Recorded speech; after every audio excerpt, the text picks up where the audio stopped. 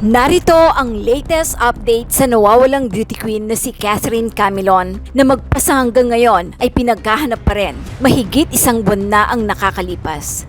Kinumpirma ng Philippine National Police na hibla ng buhok ng lalaki ang ibang nakuha sa natagpuang inabandonang pulang SUV sa Batangas na pinaniniwalaang may kinalaman sa pagkawala ng beauty queen contestant na si Catherine Camilon. Sa isang press conference, sinabi ni PNP spokesperson Colonel Jane Fajardo na kinumpirma ito sa pamamagitan ng pagsasagawa ng DNA examination.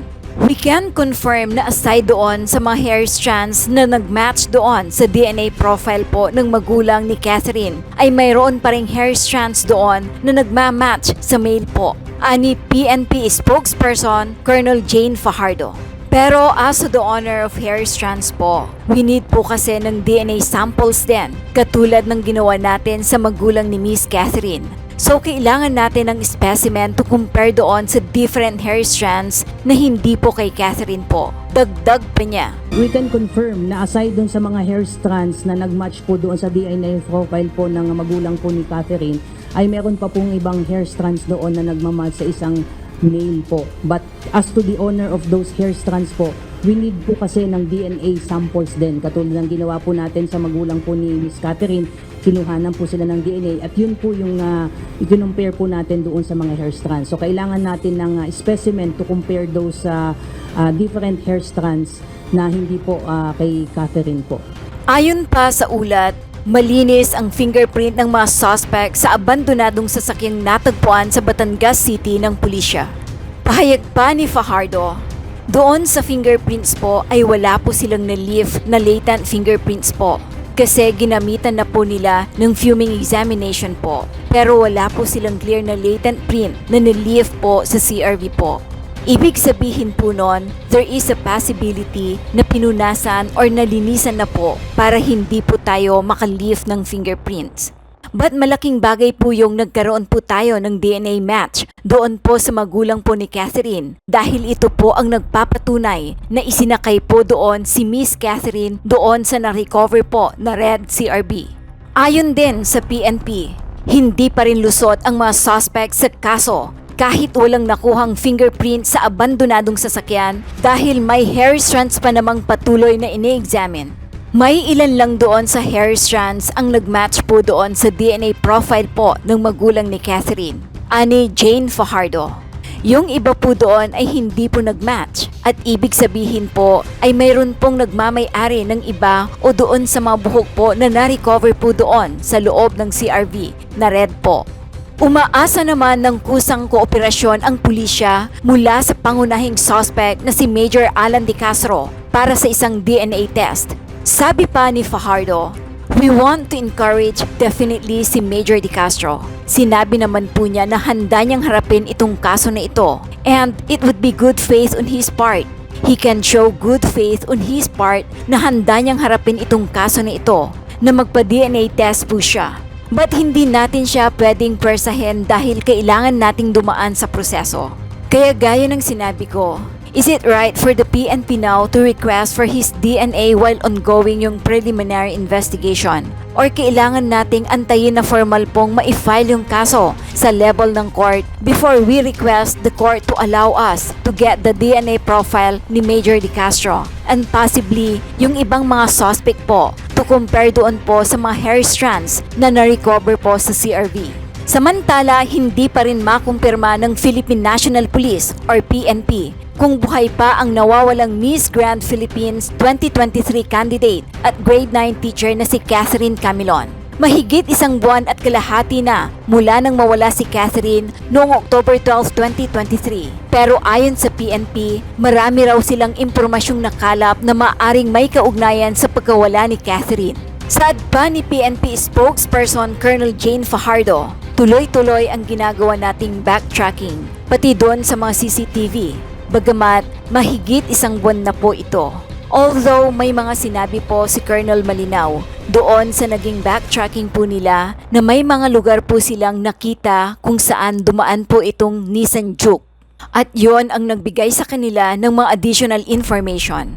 Bagamat we have to admit, as of now po, wala po talaga tayong clear na may establish na proof of life ni Catherine po.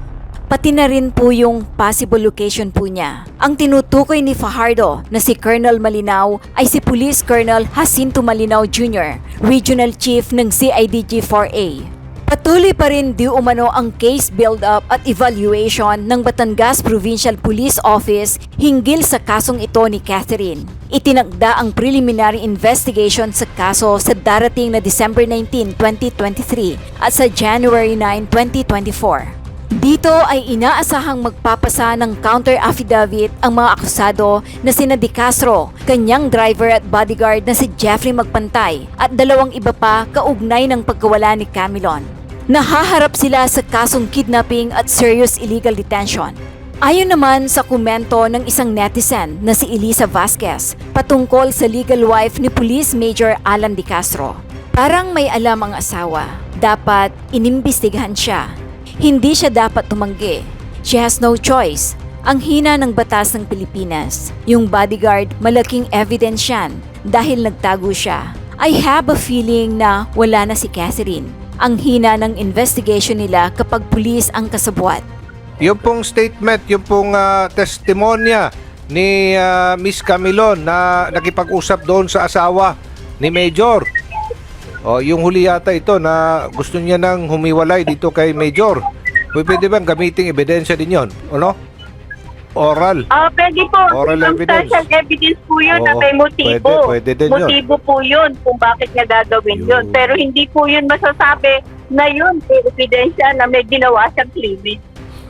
Sa aking palagay, talaga namang medyo napakahirap. Kasi ang serious illegal detention, ibig sabihin po, meron kang taong hindi mo pinalabas at wala kang karapatan na ikulong siya sa mga...